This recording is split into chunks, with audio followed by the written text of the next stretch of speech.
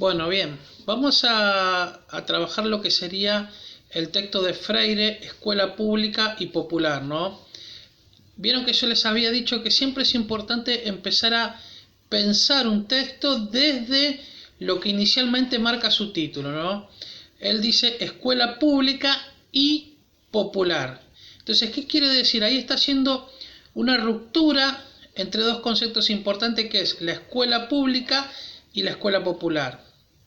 Lo que plantea Freire es que la escuela se volvió una formalidad, es pública, llega a la gran mayoría de la población, pero bajo ciertos parámetros que lo único que hacen es darle formalidad a esa educación.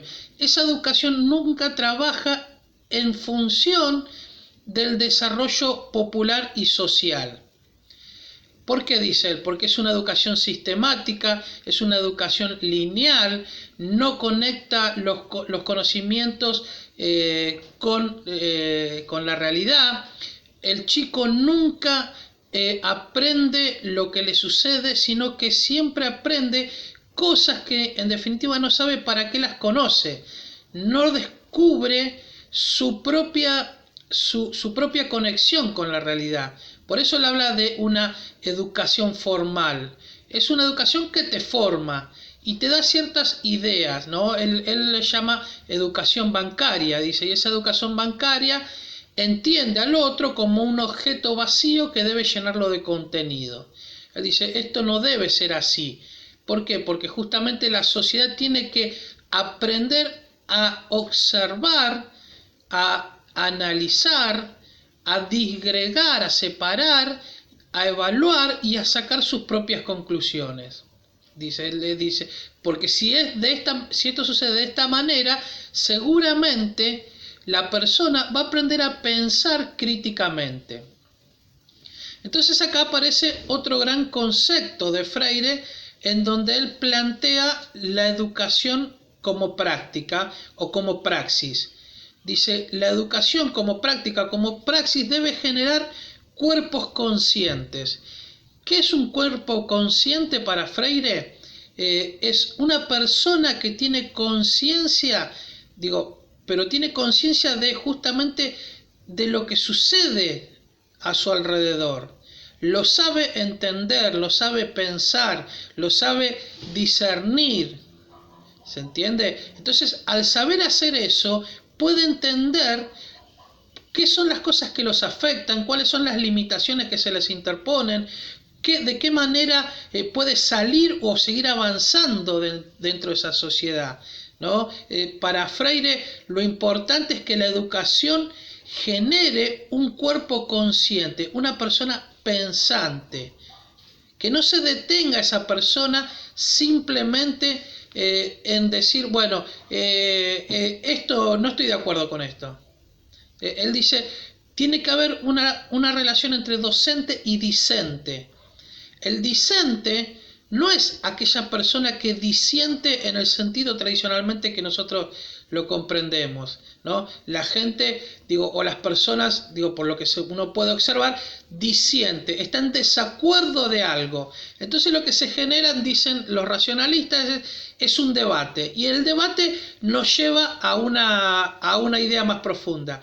Eso forma parte de la dialéctica, ¿no? Pero él dice, no, esto no debe ser así. El discente debe ser alguien que expone con argumentos y con datos concretos sus propias apreciaciones y que esas apreciaciones se incluyen dentro del aula. El alumno o el estudiante debe disentir, pero no en el sentido de que debe pensar o discutir con el docente, sino que comparten ideas.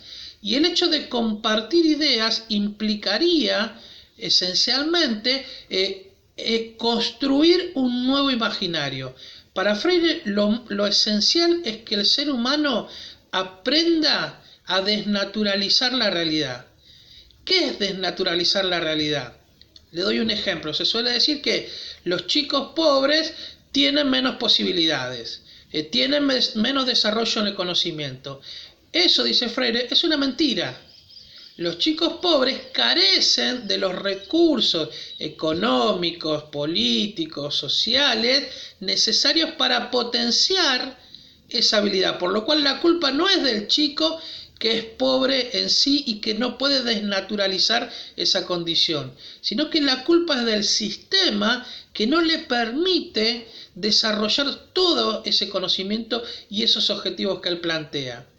Por eso acá aparece otra idea importante desde donde Freire alude a la mirada política. ¿Qué es una mirada política? Y dice, la práctica educativa tiene que abordar los aspectos ideológicos, los aspectos culturales, los aspectos metodológicos o epistemológicos. ¿Qué quiere decir?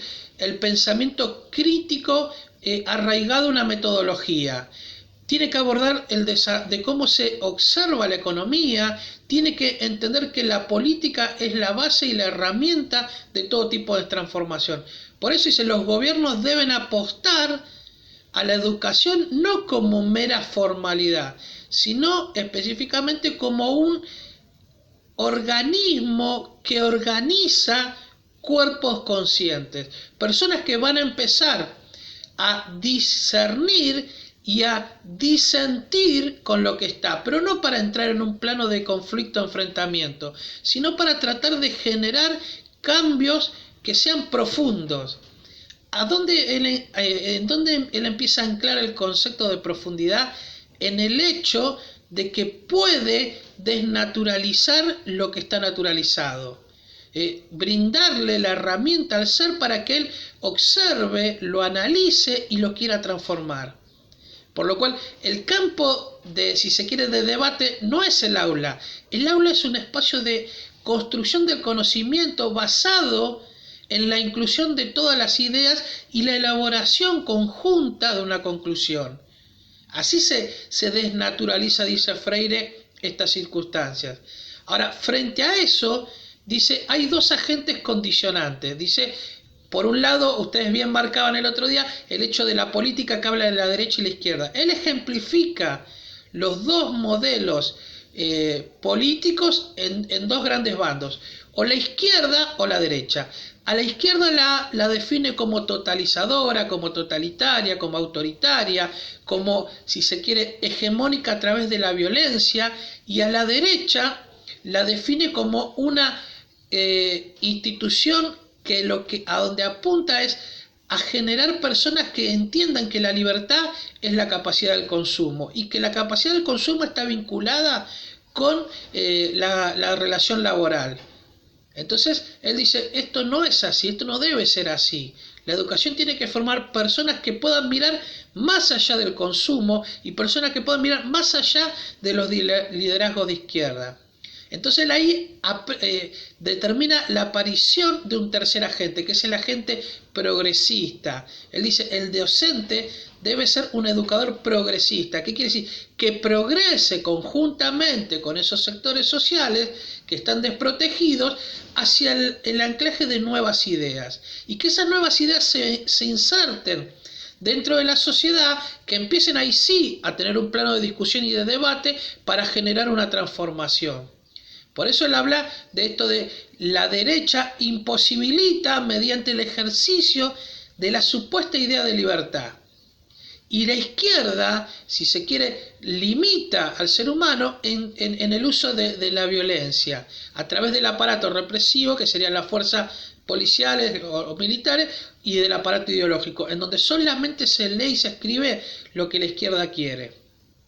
Bueno, esa es una breve introducción, espero hayan podido comprender de lo que sería el texto de Freire.